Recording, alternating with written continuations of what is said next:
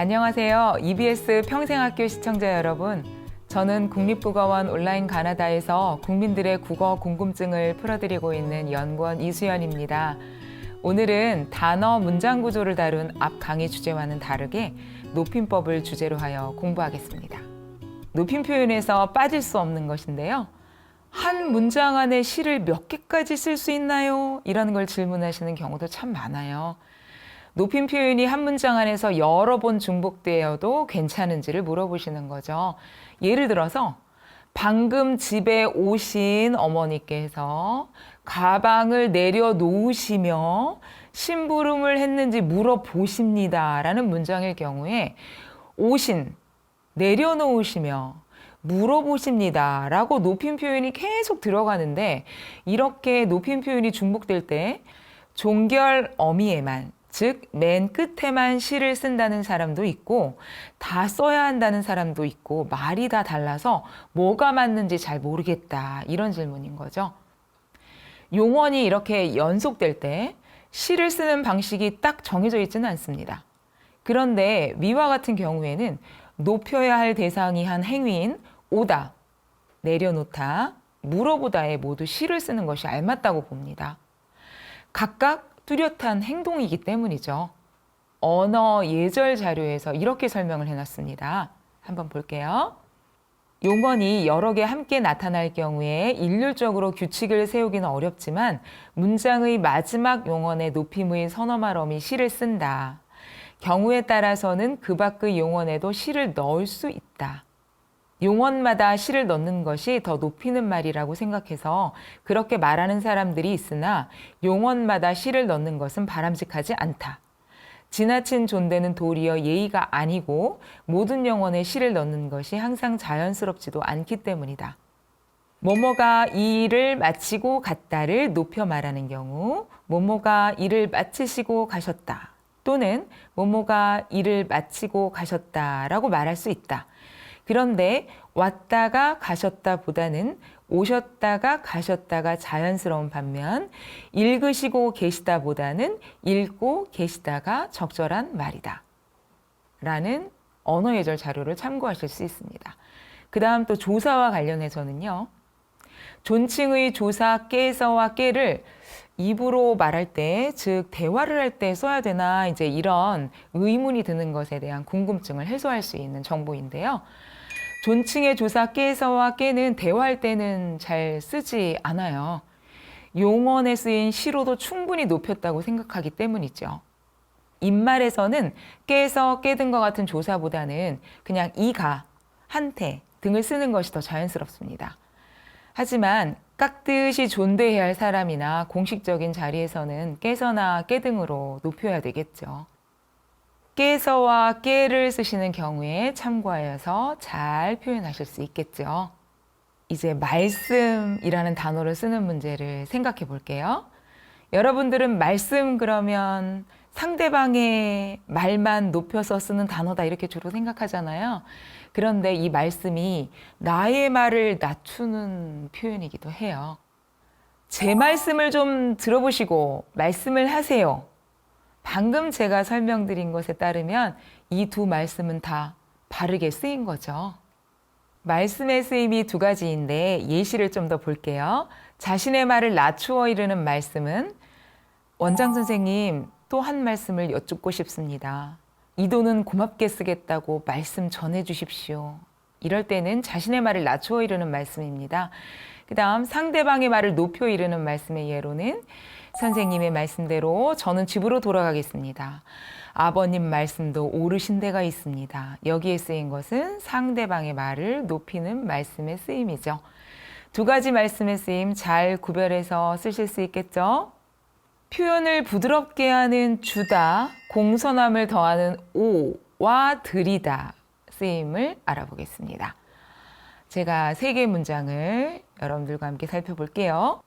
여러분들은 3가지 중에서 다른 사람에게 가장 듣고 읽고 싶은 맑을 유형은 무엇인지요? 첫 번째는 답변 바랍니다. 검토 바랍니다. 둘째는 답변하시기 바랍니다. 검토하시기 바랍니다. 셋째는 답변하여 주시기 바랍니다. 검토하여 주시기 바랍니다. 아마도 첫째, 둘째보다는 주어를 높이는 시를 드러내고 표현을 부드럽게 하는 보조용어인 주다를 쓴 마지막 문장을 고르셨을 거라고 생각합니다.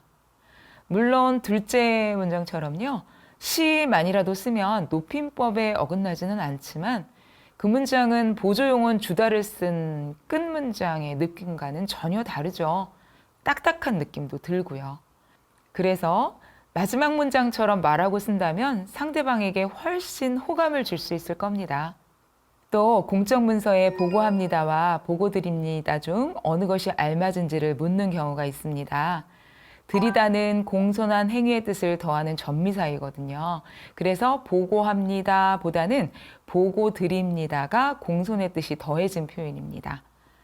즉 보고드립니다도 충분히 쓸 수 있는 표현입니다. 그런데 공적 문서에 드리다를 꼭 써서 보고드립니다로까지 표현해야 하는지는 한번 생각해 봐야 합니다. 보고합니다도 하십시오체인 비읍니다를 써서 상대방을 아주 높임을 나타냈어요. 그래서 공손함을 더하는 드리다까지 써서 표현해야 할 필요는 없다고 볼 수도 있어요. 드리다가 공손과 관련한 요소라고 하니까 이러한 뜻을 나타내는 오를 쓰는 문제도 살펴보겠습니다. 시행하고자 하오니, 시행하고자 하니 중 어느 것을 써야 할까요? 오는 서술이나 의문에 공손함을 더하여 주는데 이 또한 공적 문서에 꼭 필요하지는 않다고 봅니다. 공적 문서에는 적절한 경어를 쓰면 돼요. 물론 적절한의 범위가 어디까지라고 말하기는 어렵지만 공손의 뜻을 나타내는 오, 드리다는 공적 문서에서는 적절함을 조금 넘는 수준이 아닐까 생각합니다. 공적 문서에서는 상대방을 가장 높이는 하십시오체, 비읍니다, 씁니다를 쓰고 상대방에 대해서 주체 높임의 시를 써서 무엇을 보고합니다. 무엇을 실시하고자 하니 지원하여 주시기 바랍니다. 와 같이 표현하면 알맞겠지요. 높임 표현은 상대방에 대한 주관적 인식이 많이 작용하지만 공적인 문서라면 그 객관성에 걸맞게 지나치지도 모자라지도 않게 알맞은 정도로 높임 표현을 하면 되겠습니다. 압존법 많이 들어보셨죠? 요거는 가정과 사회에서 차이가 있습니다. 제가 이걸 알려드릴게요. 압존법의 압은 누를 압자예요. 예. 그래서 높여야 할 대상이지만 듣는 이가 더 높을 때, 그러니까 뭔가 이야기를 할 때 주어가 높여야 할 대상이에요. 하지만 내 말을 듣는 사람이 더 높아요. 그럴 때 공대를 줄이는 어법입니다. 할아버지, 아버지가 오셨습니다 라고 말할 수도 있고 할아버지, 아버지가 왔습니다 이렇게 말할 수도 있죠. 두 표현 중에서 알맞은 표현은 무엇일까요? 둘 다 맞습니다.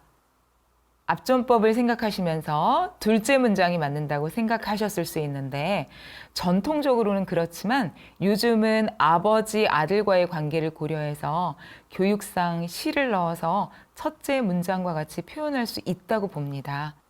언어 예절 자료를 한번 볼게요. 부모를 조부모께 말할 때에는 할머니, 할아버지, 어머니, 아버지가 진지 잡수시라고 하였습니다처럼 부모에 대해서는 높이지 않는 것이 전통 언어 예절이다.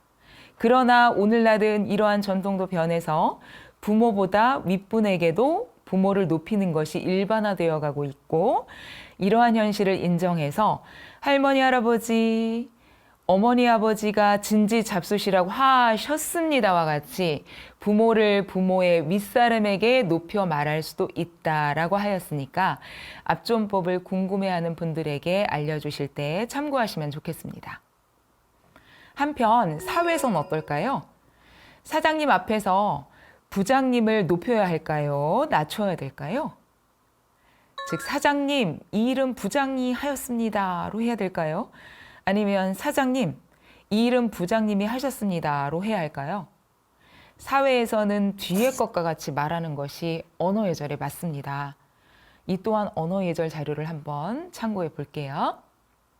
윗사람 앞에서 그 사람보다 낮은 윗사람을 낮추는 것은 가족간이나 사제간처럼 사적인 관계에서는 적용될 수 있어요. 그런데 직장, 즉 사회에서 쓰는 건 어색합니다. 그래서 직장에서는 윗사람을 그보다 더 윗사람에게 지칭하는 경우에 총무과장님께서는까지는 좀 곤란해요. 께서까지는 좀 곤란하지만 총무과장님이라고 하고, 그러니까 님을 붙이는 거죠. 그리고 주체를 높이는 시를 넣어서 총무과장님이 이 일을 하셨습니다. 처럼 표현하는 것이 우리나라 언어 예절에 맞습니다. 오늘 상황에 맞는 높임 표현 살펴보았습니다. 예전에는 대개 높임법을 자연스럽게 체득할 수 있는 가족 형태에서 살았잖아요.